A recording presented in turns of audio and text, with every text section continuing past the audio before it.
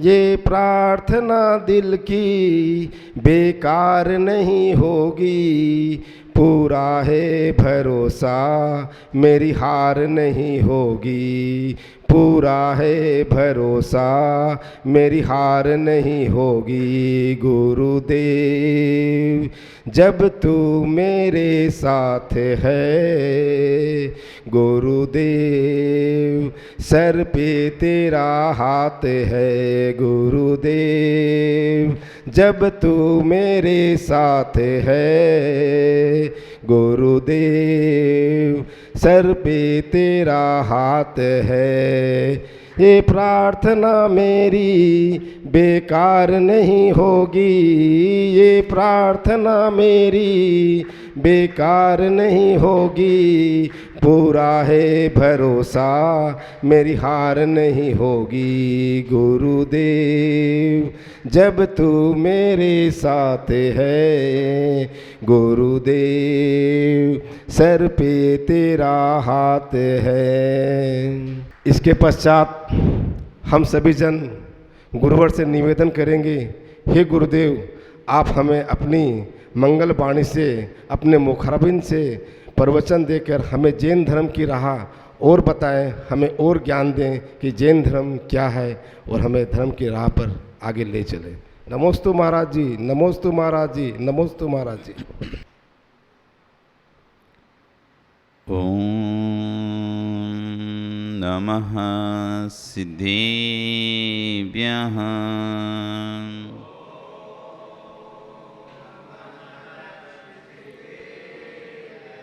ओम नमः सिद्धेभ्यः।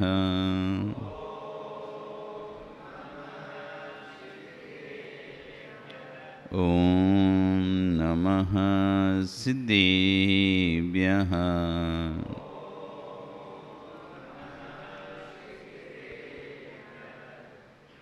देवदेवं जिनं नत्वा भवोद्भवविनाशिनं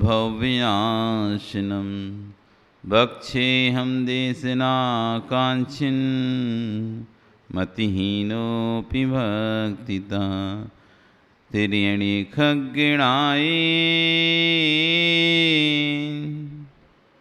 रुत्तारी मोय शेर शेरेणि विहो आयरी राव पस्यो परवादीण्यो भव्य जीलोय। नमो हरिहन्ताणं नमो सिद्धाणं नमो आयरीयाणं नमो अच्छायाणं नमो लोये सव्यसाहुणं। बोले अनंत हंस परमेष्टि भगवान की, आदिरम आदिनाथ भगवान की, वर्तमान शासन महावीर भगवान की, मूल नायक श्री 1000 पार्श्वनाथ भगवान की, आचार्य कुलभद्र स्वामी महाराज की, गणाचार्य विराग सागर जी महाराज की, आचार्य गुरु विश्व सागर जी महाराज की, अहिंसा में विश्व धर्म की।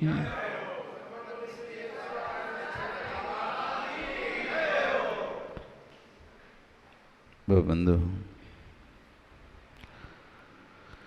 वर्तमान शासन न्यायिक वर्धमान स्वामी के शासन में तीर्थंकर प्रभु की चरण निश्रा में बैठकर हम सभी जिन देशना का श्रवण कर रहे हैं। आचार्य कुलभद्र स्वामी महाराज ग्रंथराज सार समुच्चय में आत्महित के साधनों की चर्चा करते हुए कल यहाँ पर बोल रहे थे, सबसे पहले ज्ञान भावना होना चाहिए। ज्ञान भावना से आत्महित हो सकता है।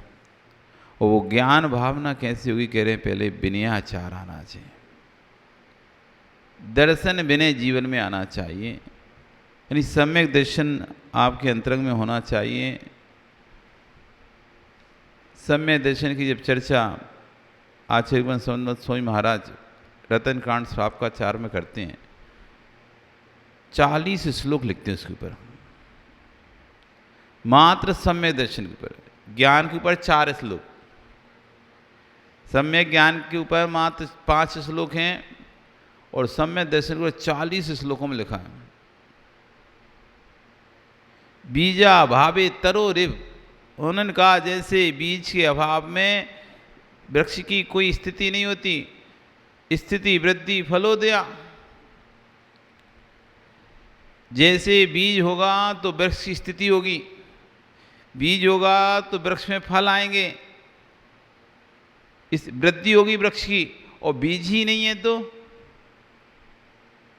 ना तो कोई वृक्ष होगा, ना उसमें वृद्धि होगी, ना उसमें कोई फल होंगे, ना कोई स्थिति होगी। ऐसी सम्यक दर्शन के बिना ज्ञान और चात की ना तो स्थिति है, ना वृद्धि है, ना फल है। सम्यक दर्शन बीज है। सम्यक दर्शन क्या है? बीज है। ज्ञान चारित्र उसकी फल हैं। ज्ञान चारित्र फल हैं। जब बीज ही नहीं तो फल की कल्पना की ही नहीं जा सकती। फिर उन्होंने क्या, खेवटिया है सम्यक दर्शन, खेवटिया मोक्ष मार्ग में। इधर कह रहे हैं बीज है, कितने उदाहरण से समझा रहे हैं कि सम्यक दर्शन क्या है। सम्यक दर्शन बीज के समान है। बीज है तो वृक्ष है, बीज नहीं है तो वृक्ष भी नहीं है। ऐसी सम्यक दर्शन है तो शेष गुण चारित्र सब कुछ हमारे साथ हैं, और सम्यक दर्शन नहीं है तो कोई भी हमारा नहीं है। फिर और नहीं समझ उदाहरण दे रहे हैं कि दर्शन ज्ञान चारित्र साधिमान उपासनते दर्शनम कर्ण धारंतन मोक्ष मार्ग प्रत्यक्षते। ये मोक्ष मार्ग में सम्यक दर्शन खेवटिया के समान है। खेवटिया नाविक के समान। जैसे नाविक उस नाव को एक स्थान से दूसरे स्थान पर पहुंचा देता है, यदि नाविक ना हो नाव में तो नाव लहरों में भटक जाती है, कहीं की कहीं पहुंच जाती है, अपने नियत गंतव्य तक नहीं पहुंच पाती। ऐसी सम्यक दर्शन नहीं है तो जीव चारों गतियों में भटकता रहेगा। इस सम्यक दर्शन उसका खेवटिया है, खेवनहार है, पार लगाने वाला है। संसार रूपी समुद्र में ये जीव की नाव को यदि कोई पार लगाने वाला है तो उसका नाम है सम्यक दर्शन। खेवटिया, खेवटिया उपमति कि खेवटिया सम्यक दर्शन, बीज है सम्यक दर्शन। आगे कह दिया कि सम्यक बिना सब शून्य है, सब शून्य है। इतनी महिमा सम्यक की गाइए, इतनी महिमा सम्यक की गाइए, सिर्फ आचार्य संत स्वामी ने नहीं गाई, हर आचार्यों ने सबसे पहले सम्यक दर्शन को ही रखा है। कोई सी भी भावना ले लो, कोई सा भी स्त्रोत ग्रंथ सब ले लो, सब में पहले श्रद्धान की बात कही है। तत्वार्थ सूत्र नहीं, सम्यक दर्शन ज्ञान चैताणी मोक्ष मार्ग, पहले सम्यक दर्शन ही आया है। दर्शन 16 कण भावनाओं में भी सबसे पहले दर्शन विशुद्धि सम्यक दर्शन आया। शेष भावनाएं गौण है। दर्शन विशुद्धि भावना के साथ एक कोई भावना भी होगी ना तो तीर्थंकर वृत्ति बंद कर लेगा। केवली की पातमूल में जो व्यक्ति 16 कहते हैं ना, 16 कण भावना भाता है, वही तीर्थंकर वृत्ति बंद करता है। पूरी 16 की जरूरत नहीं है वहाँ पे, ना पूरी 16 कोई भाव पाता। सम्यक पहली भावना दर्शन विशुद्धि जरूरी है, और उसके साथ फिर कोई एक दो भावना भी होंगी तो भी वो तीर्थंकर वृत्ति का बंद कर लेगा। पूरी 16 हो जरूरी नहीं है। लेकिन दर्शन विशुद्धि नहीं है, बाकी और है कुछ भी, तो भी तीर्थंकर वृत्ति का बंद नहीं कर पाएगा। पहले आस्तिकता का दिखना चाहिए, सम्यक का प्रभाव दिखना चाहिए अंदर। प्रसम, संवेग, अनुकंपा, आस्तिक के 4 गुण आना चाहिए पहले हमारे अंदर। जब तक ये प्रसम, संवेग, अनुकंपा और आस्तिक ये 4 गुण हमारे अंदर नहीं आते, हम सम्यक से बहुत दूर हैं। पहला गुण है प्रसम गुण। यदि आपको पता करना है कि मेरे अंदर सम्यक दर्शन है कि नहीं है, तो केवली के पास जाना पड़ेगा, अथवा मना परे ज्ञानी के पास जाना पड़ेगा, अथवा अवधि ज्ञानी के पास जाना पड़ेगा। वो बता देंगे आपके पास सम्यक है कि नहीं है।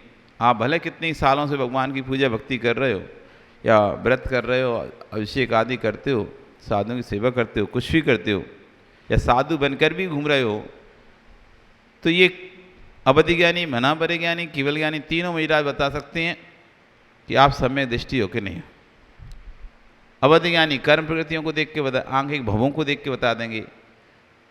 मनापरे ज्ञानी मन की स्थिति को देखकर बता देंगे आगे की क्या चल रही है। और केवल ज्ञानी तो वर्तमान भूत भविष्य सबको देखकर बता सकते हैं कि आप समय दृष्टि हो कि नहीं। लेकिन यदि आपको स्वयं को पता करना है कि मैं समय दृष्टि हूं कि नहीं, आपको स्वयं को जानना है कि मैं समय दृष्टि हूं कि नहीं हूं, तो फिर आप इस 4 गुणों की खोज करो अपने अंदर। कौन से 4 गुण? पहला प्रसम गुण। प्रसम, क्या नाम बोलो, जोर से बोलो। प्रसम गुण। सम यानी होता है दबाना, दमन करना। किसी को कुचलना, दमन करना कहते हैं ना, उसको कहते हैं सम। सम दम नियम। तो सम होता है समन करना, किसी का समन करना। किसका? अच्छी तरह से, प्रा उपसर्ग लगा हुआ है, अच्छी तरह से समन करना, शांत कर देना। शांत कर देना, अच्छी तरह से शांत कर। किसको? कसायों को। अब जिसे किसी प्रकार से कितना भी कोई क्रोध दिखलाता हो, तभी छोटी छोटी बातों पर क्रोध आता ही नहीं है। अपनी गलती को जो स्वीकार करके शांत हो जाता है, गुस्सा नहीं आ रहा जिसके अंदर, मान नहीं आ रहा, माया नहीं आ रही, लोभ नहीं आ रहा। कितना भी दूसरे की लाखों रुपए की संपत्ति पड़ी रहे, तब भी उसको तृणवत समझ रहा है। ये जैसे मल पड़ा रहता है तो व्यक्ति देखकर मल को चला जाता है, कभी भी उसको उठाने के भाव नहीं करता है। ऐसी दूसरे की संपत्ति को मल के समान जो जान रहा हो, मुझे नहीं चाहिए किसी की संपत्ति, मेरे पास जो है वो पर्याप्त है, मेरे पास जो है वो पर्याप्त है, मेरे भाग में जितना है उतना मुझे पर्याप्त मिल रहा है। ऐसा सोचकर जो संतोष को ग्रहण करता है, दूसरे की दुकान की अधिक बिक्री देखकर भी जिसके अंदर जलन ईर्ष्या भाव नहीं आती कि ग्राहक मेरी दुकान पर क्यों नहीं आ रहा, ये उसी की दुकान पर क्यों जाते हैं, उसी से वो तो फर्जी आदमी है, वो तो मिलाड़ करके बेचता है, वो तो ऐसे करके बेचता है। ऐसे जिसके अंदर भाव नहीं आ रहे, दूसरे को देखकर, उसकी वृद्धि को देखकर, उसके सुख को देखकर अंतरक में ईर्ष्या जलन के भाव नहीं आ रहे हैं, समझो कसाय आपकी प्रसम हो रही हैं। हमारे अंदर राजनीति के, कूटनीति के परिणाम नहीं चल रहे हैं, हमारे अंदर किसी के काम बिगाड़ने के परिणाम नहीं चल रहे हैं, तो समझ लो आपके अंदर सम्यक दर्शन कसाय उपशमन हो रहे हैं। अपने परिणामों को अपन को स्वयं को पढ़ना है कि जब कोई चर्चाएं चलती हैं तो हमारे भाव कैसे होते हैं, किसी बात को जैसा हम चाहते हैं वैसा कराने के लिए हम किस हद तक चले जाते हैं, बात को छुपाने के लिए, बात दूसरे के नाम से डालने के लिए हम क्या क्या नहीं कर लेते हैं। खुद अच्छे बने रहें और दूसरे को बुरा कर दें, खुद अच्छे बने रहें और दूसरे के नाम पर सारा काम कर दें, ऐसे परिणाम हमारे होते हैं। अभी सम्यक से दूर है, अभी सम्यक नहीं है। कोई थोड़ा कुछ बोल देता है तो हम ऐसे मान कसाय में आ जाते हैं, अब से तुमसे कभी बात नहीं करेंगे,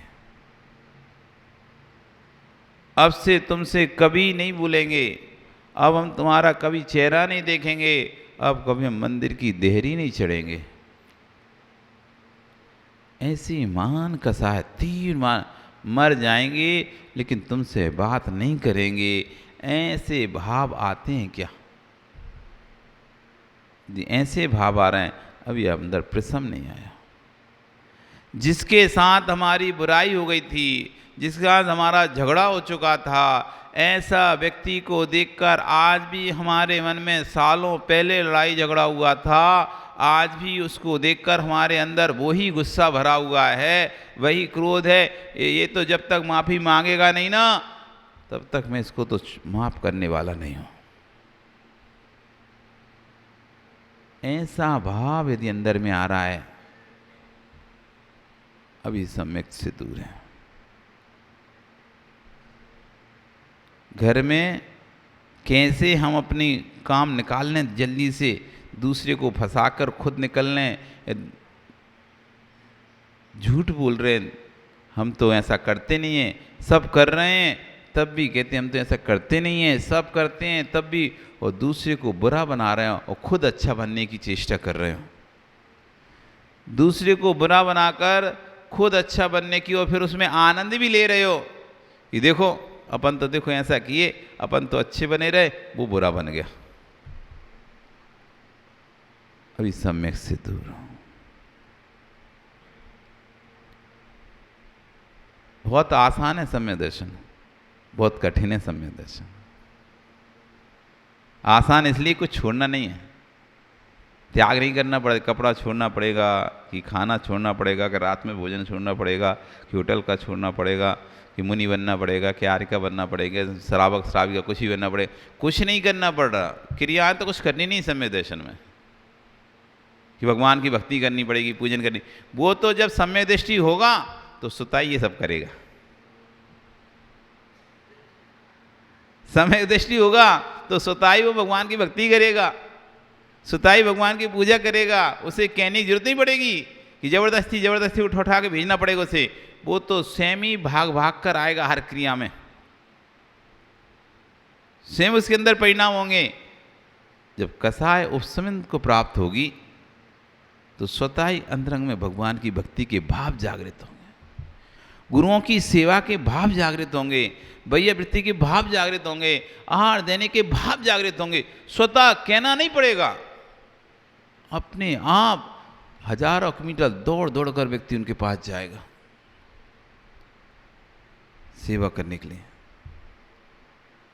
जब आएगा सम्यक दर्शन, अभी तो आया कि नहीं आया स्वयं को सोचना है। तो पहला गुण है प्रसम, कि हमारी कसाय जितनी हरी भरी पहले थी आज भी उतनी ही हरी भरी हैं, हष्टपुष्ट हैं कि सूख गई हैं। एक बार एक व्यक्ति एक महात्मा जी के पास पहुंचा, बोला मुझे अपना कल्याण करना है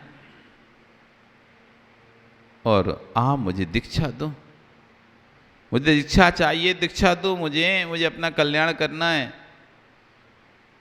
महाराज ने उसे ऊपर से नीचे तक देखा, अच्छा आटा काटा व्यक्ति था, खाता पीता, तो उनका पहले पतली करो। जिस उसे देखकर उसकी बातें सुनकर तो महाराज बोले पहले पतली करो। तो देखता है लगता है वजन ज़्यादा है, मोटा ज़्यादा हूँ मैं, तो ठीक है महाराज, और कहकर चला जाता है। वो 2 दिन उपवास करता, वो 30 दिन जब पहुंचता है थोड़ा तो कम हो ही जाएगा, उपवास करेगा तो कहता है महाराज करे आए पतली, हो गए थोड़े से कम हो गए, अब दूध इच्छा। तो महाराज फिर से ऊपर से देखते हैं पतली करो, वो सोचता है अभी ज़्यादा मोटा है। अब वो पूरे 16 कारण के 16 उपवास कर ठेकता है। अब 16 उपवास करे तो हो ही जाता है थोड़ा बहुत तो पतला, पूरी पतला ही से मान लो। पहुंचा महाराज दीक्षा दो, मैंने फिर उसे देखा, अरे भाई पतली करो। उससे लगता है अभी भी बहुत मोटी, मतलब अभी भी शायद और साधु बनने के लिए और थोड़ा पतला चाहिए पड़ेगा। इस बार तो महीना भर को उपवास ठोक दिया उसने, और जब महीना भर को उपवास किए तो शरीर ऐसा पतला हो गया।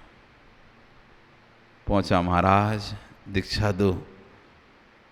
महाराज ने फिर उसको देखा, और कहा पतली करो। अब तो उसको गुस्सा आ गया, मानना चाहते हम दीक्षा लेने आए तो तुम्हें मानना चाहते हो, और कितना पतला करें, और कितना पतला करें, देखो हड्डी हड्डी दिखने लगी, और आप कह रहे पतला करो पतला करो, और आप तो खाए खाए मोटे आ रहे हो, और हमसे कह रहे पतला करो। तो महाराज कहते भाई हमने कब कहा तुम शरीर को पतला करो, हम तो ये कह रहे थे कसायों को पतला करो। अभी तुम्हारे अंदर तीव्र कसाय है, तीव्र क्रोध है, मान है, माया है, लोभ है, इन कसायों को पहले पतला करो फिर दीक्षा लेना। कसाय पतली नहीं हुई तो दीक्षा लेने से कोई फायदा नहीं, इसलिए कसाय को पतला करो। तो जो कसाय पहले हरी भरी थी, मोटी तगड़ी थी, क्या आज भी वैसी ही हैं कि कुछ बदल गई हैं? जो युवा अवस्था में मोतीलाल जी आप कहते हैं कि पत्थर में पैर मारो तो पानी निकल जाए, ऐसी युवा अवस्था होती है। निर्मल जी, युवा अवस्था को कहा जाता है कि युवा अवस्था तो वो होती है जहाँ पत्थर में ही पैर मारें तो पानी निकल जाए। तो उस समय जो व्यक्ति क्रोधित होता है, मानता हूँ आपको तो अनुभव होगा, अब भले आप 30 साल शादी हो गए, 40 साल शादी हो गए, 25 साल शादी हो गए, लेकिन जब आप शादी करके आए थे नए नए तो आपने इन लोगों को गुस्सा देखा होगा। बहुत से पुरुष से बहुत गुस्सेल होते हैं, बहुत गुस्सेल होते हैं। कुछ लोग तो बुढ़ापे आते थे ढल जाता है गुस्सा, कुछ पुरुषों का गुस्सा तो बुढ़ापा आते आते तक, बच्चे होने के बाद, शादी के बाद बच्चे जब होते हैं, बड़े होते हैं तो थोड़ा गुस्सा ढल जाता है। देखा गया अधिकतर कि शादी के पहले वो कहते हैं अरे ये तो बहुत गुस्से वाले थे, लेकिन जब से बच्चे बच्चे हुए फिर थोड़ा समय निकला शादी का, अब थोड़े शांत हुए हैं। अब थोड़े शांत नहीं तो ये इनको गुस्सा तो 7वें आसमान पे था। यदि खाने में नमक कम हो जाए तो थाली ऐसी चक्री जैसी फेंकते थे, ऐसे फेंक देते थे। थोड़ा सा भी लेट हो जाए, एक रोटी देने में थोड़ी लेट हो जाए, थाली लात मार के फेंक के भाग जाते थे, नहीं खाना। ऐसा जीवों को गुस्सा होता है घर में। लेकिन कुछ लोगों का तो समय अनुसार, उम्र के अनुसार धीरे धीरे गुस्सा ढल जाता है, क्योंकि बेटे बड़े हो जाते हैं, बहुएं आ जाती हैं, तो गुस्सा थोड़ा ढल जाता है, कम हो जाता है। तो उनकी देवी कहती महाराज पहले तो बहुत गुस्सा था, अब थोड़ा कम हुआ है गुस्सा, जब से बहुएं आई है तब से थोड़ा गुस्सा कम हुआ है। लेकिन कुछ लोग ऐसे होते हैं ये ढल भी रहे हैं, हाथ पैर भी काम करना वो बंद कर दिया, तब भी गुस्सा कम नहीं होता। बुढ़ापे में भी तेज गुस्सा आता है उनको, तीव्र गुस्सा आता है। चाहे वो कितने ये पूजा पाठ कर रहे हो, इधर से पूजा पाठ करके जाते हो, घर में जाके ऐसे चीखते हैं, ऐसे चिल्लाते हैं, लगते नहीं कि पूजा करके आए, लगते नहीं अभिषेक करके आए। घर में ऐसे जोर से चिल्लाना, तो कह रहे हैं जैसी हरी भरी कसाएं आपकी पहले थीं, धर्म नहीं करने के पहले, धर्म से नहीं जुड़ने के पहले, वैसे ही यदि हरी भरी कसाएं स्वाध्याय करने के बाद भी चल रही हैं, अभी हम सम्यक से बहुत दूर हैं। कोई अंतर आना चाहिए। हाँ, सामान्य स्त्री में और गर्भवती स्त्री में अंतर होता ही नहीं होता। आपकी चाल, आपका उठना, आपका बैठना, और जिस माँ के उदर में गर्भस्थ शिशु है उसका चलना, उसका बैठना, दोनों में अंतर होगा कि नहीं होगा? होगा ना। जब पेट में, उदर में गर्भ आएगी, संतान आएगी, तो चाल ढाल, यहाँ तक कि शरीर का रंग भी बदल जाएगा, खाना पीना बदल जाएगा, उठना बैठना, सोना चलना, सब कुछ बदल जाएगा। वो ऐसी यदि किसी के अंदर कसा उपसमित हो रही है, धर्म आ रहा है, यदि उसका खाना पीना, उठना बैठना, चलना बोलना ना बदले, तुम कैसे कहें किसके अंदर धर्म आ रहा है? जैसे पहले था वैसे ही आज है। जैसे पहले किसी से बैर बांध लेता था तो नहीं छोड़ता था, आज भी इतना धर्म करने के बाद भी जैसे बैर बंध गया तो वैसे ही है। तो अंतर क्या है? कोई अंतर ही समझ में नहीं आ रहा, खुद को भी नहीं लग रहा कि देखो मैं पहले ऐसा था अब ऐसा हो गया। तो वो तो कह रहा भाई हम तो जैसे थे शुरू से हम वैसे ही हैं, हम तो नहीं बदले। तो भैया बदले नहीं तो सम्यक दर्शन भी नहीं होने वाला, तुम्हें बदलना तो पड़ेगा। जैसी माँ पहले जब गर्भ नहीं था वैसे ही चलती थी, उठती थी, बैठती थी, खाती, वैसे ही कह रहे गर्भ है और वैसे ही चले, तो कैसे विश्वास करें?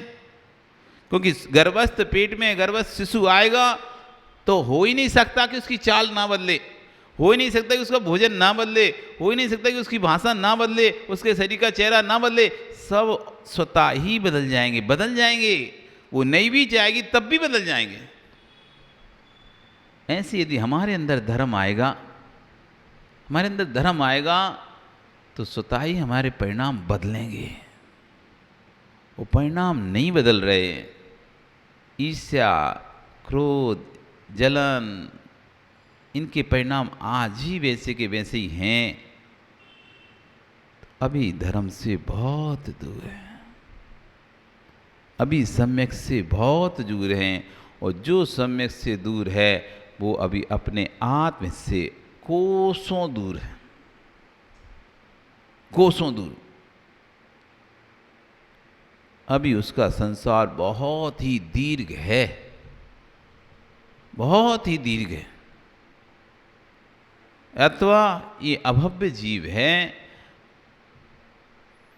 जिसे कभी सम्यक दर्शन होगा ही नहीं। इसलिए इसके अंतरंग में कोई परिणाम नहीं आ रहा। धम्मम भोग निमित्तम, धर्मी कर रहा है तो भोगों के निमित्त कर रहा है। नादु कर्म छह निमित्तम, कर्म छह के उद्देश्य से नहीं कर रहा। संजय सुन रहे हो? धम्मम भोग निमित्तम, क्यों ये हमारा धर्म? भोग निमित्तम, कर्म छह निमित्तम। ये धर्म हमारा किस लिए है? हमारी पूजा भोग निमित्तम, कर्म छह निमित्तम। किसके लिए करते हो भैया? हैं मार साहब, किसके लिए कर रहे हो? जोर से बोलो। कितने होते हैं कर्म?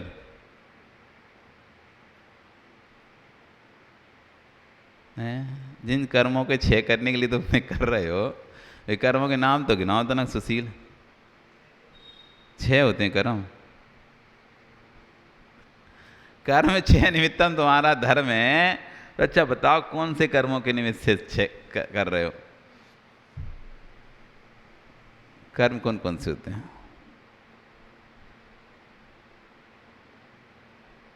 लो, जिसके निमित्त से करो उसके ताती पति नहीं। जिसके निमित्त से तुम धर्म कर रहे हो उसके ताती पति नहीं कोई सी। फिर किसके निमित्त से कर रहे हो? सुशील। ओ अनिल जी, और जानने का समय है भी नहीं हमें।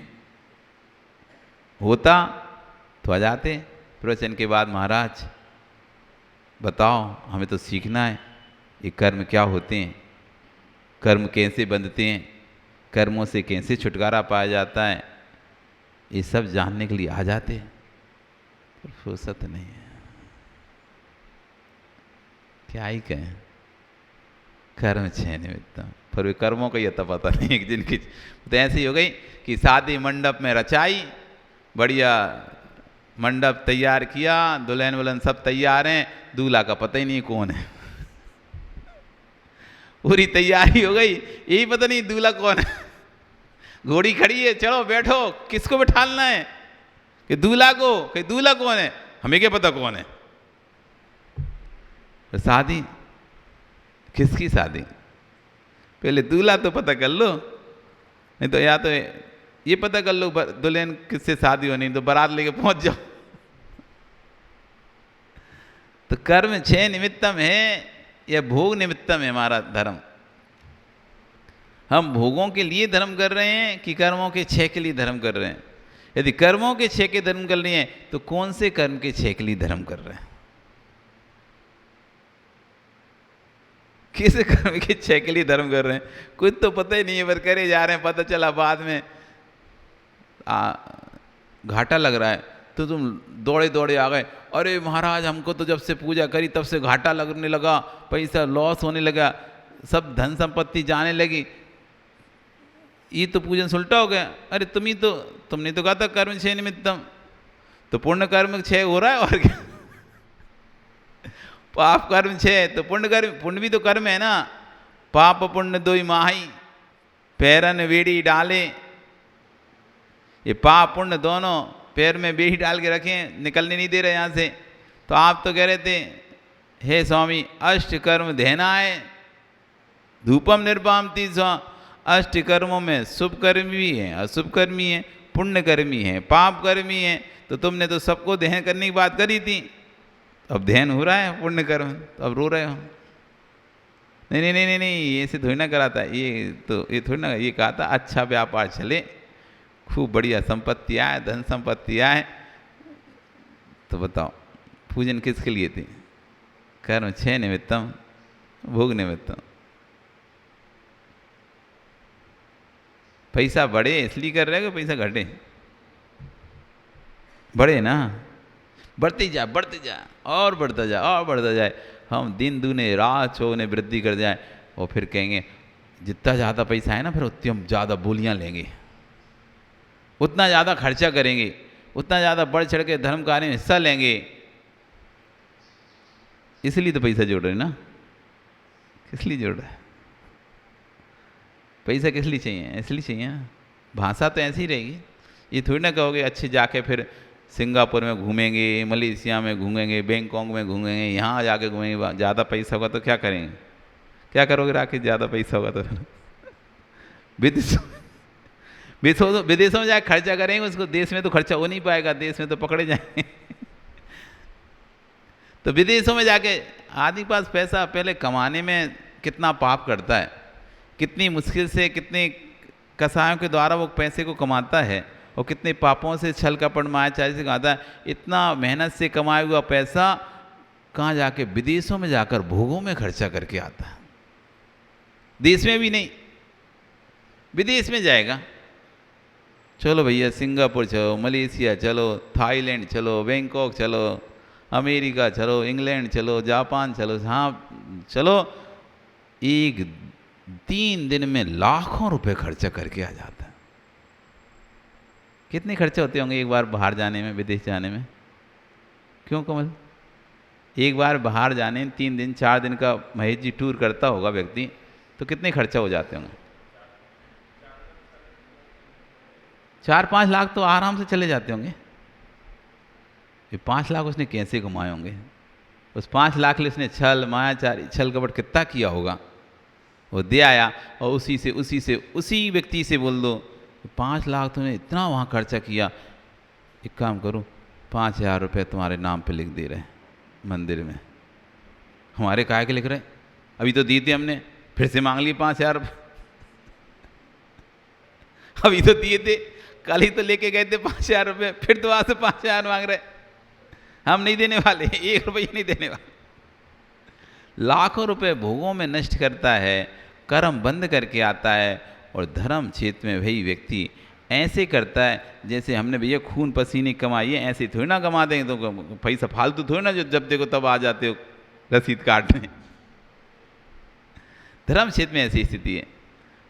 अब ये सम्यक से बहुत दूर है, जिसे कार्य मतलब कर्म क्षेत्र में आनंद आता है, कर्म क्षेत्रों में भोगों के क्षेत्रों में तो बड़ा उत्साह के साथ तल्लीनता के साथ लीन होता है, और धार्मिक क्षेत्रों में जिम्मेदारी एक कर्तव्य वस्मात हमको करना है इसलिए आना है, ऐसे समझकर कार्य करता है। अब ये सम्यक से दूर है। प्रसम दूसरा है संवेग, संसार शरीर भोगों से विरक्ति का होना। संसार की असारता देखते हैं। कई बार जब आप बड़े दुखी होते हो ना, तो आपको लगता है कि घर में कोई सब फालतू है, सब बेकार है, ये सब छोड़ के अपना कल्याण करना चाहिए, ऐसा भाव आता है। जब घर में कोई चिल्ला दे, गुस्सा कर दे, डांट दे, अथवा आपके विरुद्ध काम हो जाए या आप पर कोई इल्ज़ाम कोई लगा दे, तब आपको एक बैराग सा आता है, नहीं रहना ऐसे घर में, ना नहीं रहना ऐसे लोगों के साथ में जिनके लिए इतना करो। एक छोटी सी गलती क्या हो गई कि सब लोग सुना दिया हमको। अभी तक कर रहे थे अच्छा अच्छा तो कोई कुछ नहीं बोल रहा था, आज एक छोटी सी गलती कर दी तो देखो सभी लोग ऐसा बोलने लगे, हमारे इतने सालों की मेहनत बेकार, एक छोटी सी गलती पर। नहीं रहना ऐसे लोगों के बीच में, नहीं करना ऐसे लोगों का मदद, ऐसा भाव आता है। लेकिन भाई एक दो दिन बाद माफ़ी मांग लें, हाँ हाँ ठीक है कुछ नहीं, अब सब ठीक है। अब इस संसार की असारता दिखाई नहीं दे रही, आपको समझ नहीं आ रहा वास्तव में कोई भी किसी का नहीं है। इस संसार में तुम किसी को भी कितना भी अपना कह लो, किसी को भी अपना कह लो, कोई भी आपका अपना है ही नहीं है। आपको धोखा ना दे ठीक है, मान लिया, वैसा धोखा नहीं देगा, लेकिन आप सोचो छोड़ के नहीं जाएगा, तो ये कभी संभव नहीं। आप सोचो मैं जब तक रहूँगा तब तक तुम मेरे साथ रहना, जब तक मैं रहूँगा तब तक तुम मेरे साथ रहना, वैसे छोड़ के ना जाए। लेकिन आयु कर्म तो जब आएगा तब वो छोड़ के आपको तो जाएगा ही जाएगा। कौन किसके साथ रहा है? कितने से भी कितना घनिष्ठ से घनिष्ठ प्रेम हो, कितनी से कितनी घनिष्ठ से घनिष्ठ प्रीति हो, एक दूसरे के बिना ना भी रह पाते हो, तब भी एक ना एक दिन संसार में एक दूसरे में से कोई ना कोई तो पहले छोड़ के जाएगा ही जाएगा। जाएगा कि नहीं जाएगा? जिसकी आयु पहले पूर्ण होगी वो पहले जाएगा ही जाएगा, कोई रोक नहीं सकता है। ऐसे संसार में जहाँ आप जितनी अधिक प्रीति करते हो उतना अधिक दुख भोगते हो। जितनी गहरी प्रीति उतना गहरा दुख। जितनी गहरी प्रीति होती है, स्नेह होता है, उतना गहरा दुख होता है। जैसे कहते ना, कोई चीज़ जितनी अधिक जुड़ी हो तो उसको जब छूटती है वो तो उसको ज़्यादा मेहनत लगती है। जब वो चीज़ अलग होती है तो क्या ज़्यादा मेहनत करनी पड़ती है, क्योंकि ज़्यादा अच्छे से चिपकी हुई है। ज़्यादा से अच्छे चिपकी है तो उसको छुड़ाने के लिए क्या करना पड़ेगा? ज़्यादा मेहनत करनी पड़ेगी, ज़्यादा दिक्कत होगी। ज़्यादा चाशनी लगी है तो चम्मच से चीज़ गिरने में देर लगती ही नहीं लगती, चिपक के रह जाती, फिर ऐसे ऐसे करते रहो, जाती नहीं है, हाथ में नहीं गिरती। देखा नहीं माँ? जब आहार देते हो तो बहुत सारी चीज़ें ऐसी ज़्यादा चिपकने वाली होती हैं, तो तुम चम्मच से भरते हो, फिर ऐसे ऐसे करते रहते हो हाथ में, कटर कटर कटर, जाती नहीं हो, छूटती नहीं है। और जो कम रहती है वो आराम से तो चली जाती है। तो जितनी ज़्यादा स्नेह है, जितनी ज़्यादा प्रीति रहेगी, उतना ज़्यादा उसको छोड़ते समय दुख होगा। इस संसार की रीति है, इसलिए किसी से अधिक प्रीति मत करो, क्योंकि हम जितनी अधिक प्रीति बढ़ाएंगे उतना अधिक दुख को गाढ़ा करेंगे, उतना अधिक। प्रीति कम रहेगी तो दुख भी कम होगा, स्नेह कम होगा तो दुख भी कम होगा। इस संसार में सबको जाना है, आज नहीं तो कल जाना है। इसी का नाम संसार है। जो भ्रमण करता रहे जीव, संसार का एक जगह जहाँ पर रुके ना, जहाँ एक जगह रुक जाता है उसका नाम है सिद्धालय। बस संसार में जीव कहीं भी एक जगह स्थायी रुक ही नहीं सकता, वो घूमता ही रहेगा। भ्रमण संसरण इति संसारा, जिसमें शरण शरण होता रहे, भ्रमण होता रहे, घूमता रहे, उसका नाम ही तो संसार है। और जहाँ स्थायी हो जाए उसका नाम ही तो सिद्धालय है। निच्चा नित्य जहाँ पर हो जाए, उत्पाद वही संयुक्ता। उत्पाद वैसे संयुक्त होकर भी सदैव नित्य रहते हैं, कभी वहाँ से फिर कभी चलायमान नहीं होंगे। वापस कभी लौटकर नहीं आएंगे, वो हैं मात्र सिद्ध, जिनका संसरण खत्म हो चुका है, भ्रमण खत्म हो चुका है, अब नष्ट हो चुका है। जो कभी अपने स्थान से अब कभी भी च्युत नहीं होंगे, वो मात्र सिद्ध हैं। संसारी जीव को कोई सा पद मिल जाए, कोई सी स्थान मिल जाए, कोई सी पर्याय मिल जाए, उस पर्याय से आयु के अनुसार चित्त होगा ही होगा। चाहे स्वर्ग में चला जाए, चाहे नरक में चला जाए, चाहे चिरंज बन जाए, चाहे मनुष्य बन जाए, आयु पूर्ण करने के बाद उससे अपना पद छोड़ना ही पड़ेगा। वे सौदर इंद्र, जो स्वर्ग के इंद्र होते हैं ना, अधिकतर इंद्र मरकर तिरंज बनते हैं। इंद्र होने के बाद भी वहाँ तो जबकि पाप नहीं करते, फिर भी तिरंज क्यों बनते हैं? अरे उनके पास वो इतना भोग भोगते हैं, इतना भोग भोगते हैं कि उनको 6 महीने पहले, जब मरने के 6 महीने पहले पता चल जाता उनको। उनके देवों में इतने भोग हैं, इतने सुख है, इतने सुख हैं, वे भोगते भोगते उनको समय पता नहीं चलता कब समय निकल गया उनका आयु का। लेकिन उनके गले में माला होती है जो 6 महीने पहले, मरने के 6 महीने पहले से मुरझाना प्रारंभ कर देती है, सूखना प्रारंभ कर देती है। तो जैसे ही माला मुरझाना प्रारंभ करती है तो उनको पता चल जाता है कि अरे हमारी आयु मात्र 6 माह की बची है। अब जब उन्हें पता चला कि मात्र 6 माह की आयु बची है, अब ये निरंतर सतत संक्लिष्टता में जीना शुरू करते हैं। मेरा क्या होगा, अब मैं इतनी अच्छी देवियों को छोड़कर चला जाऊंगा, फिर ये देवियां कहाँ मिलेंगी, ये स्वर्ग के भोग कहाँ मिलेंगे, ऐसे करके फिर अवधि ज्ञान से जानते हैं, देखते हैं कि माँ के घर में तो कैसे दुख हैं, पेट में पड़ा रहना पड़ेगा 9 महीने तक, उनकी जूठन, उनकी लार, उनका थूक सब मुझे खाना पड़ेगा, मैं कैसे रहूँगा उस घर में, मुझे नहीं बनना, मुझे किसी के पेट में नहीं जाना। और निदान करके एक इंद्रिय जीव का बंद करते हैं, एक इंद्रिय जीव बंद, पंच इंद्रिय का दुख देखते हैं वो, अरे कैसे करेंगे, तो एक इंद्रिय जीव का निदान कर लेते हैं, तिरंज बन जाता है।